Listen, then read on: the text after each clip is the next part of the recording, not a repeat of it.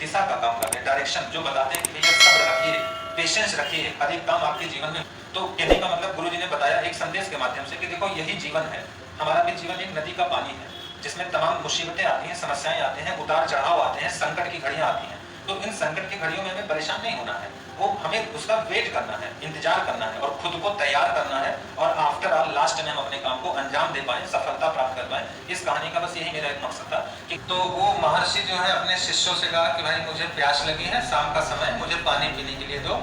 तो उनका एक शिष्य गया, जो बड़ा शिष्य उनका था, मतलब शिष्य में भी बड़े छोटे हैं।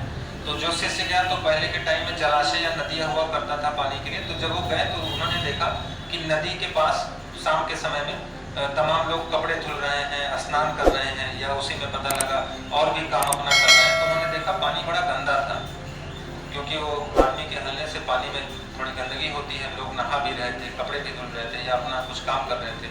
तो उन्होंने कहा कि ये पानी अगर गुरु जी के लिए मैं ले चलूंगा तो उनके स्वास्थ्य के लिए लाभदायक नहीं होगा। तो शिष्य खाली हाथ लौट आता है, खाली हाथ लौट के आता है गुरु जी से। गुरु जी ने कहा भैया पानी क्या हुआ? देखो गुरु हमें रास्ता दिखाने का काम करता है और रास्ता प्रैक्टिकली दिखता है। तो उन्होंने कहा पानी भैया क्या हुआ, हमारा लाए नहीं? तो उसने कहा गुरु जी ऐसी सी बात है, नदी में लोग स्नान कर रहे थे, कपड़ा धुल रहे थे और पानी बड़ा गंदा था, इसलिए मैं लाया नहीं। तो फिर उन्होंने अपने दूसरे शिष्य से कहा कि आप जाओ जरा सा हमारे लिए पानी लेके आओ। तो दूसरा शिष्य गया और वही नदी से वो पानी लेके आया। अब जब पानी लेके आया तो गुरु ने पूछा तुम पानी कहाँ से पा गए? भाई अगला व्यक्ति तो पानी नहीं लाया, तुम कैसे ला दिए?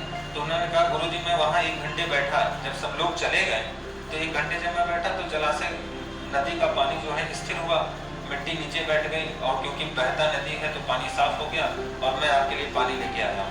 तो कहने का मतलब गुरु जी ने बताया एक संदेश के माध्यम से कि देखो यही जीवन है, हमारा भी जीवन एक नदी का पानी है जिसमें तमाम मुसीबतें आती हैं, समस्याएं आते हैं, उतार चढ़ाव आते हैं, संकट की घड़ियां आती हैं। तो इन संकट की घड़ियों में हमें परेशान नहीं होना है, वो हमें उसका वेट करना है, इंतजार करना है और खुद को तैयार करना है, और आफ्टर ऑल लास्ट में हम अपने काम को अंजाम दे पाए, सफलता प्राप्त कर पाए। इस कहानी का बस यही मेरा एक मकसद था कि गुरु जी को एक दिशा का काम करते हैं, डायरेक्शन जो बताते हैं कि भैया सब्र रखिए, पेशेंस रखिए, हर एक काम आपके जीवन में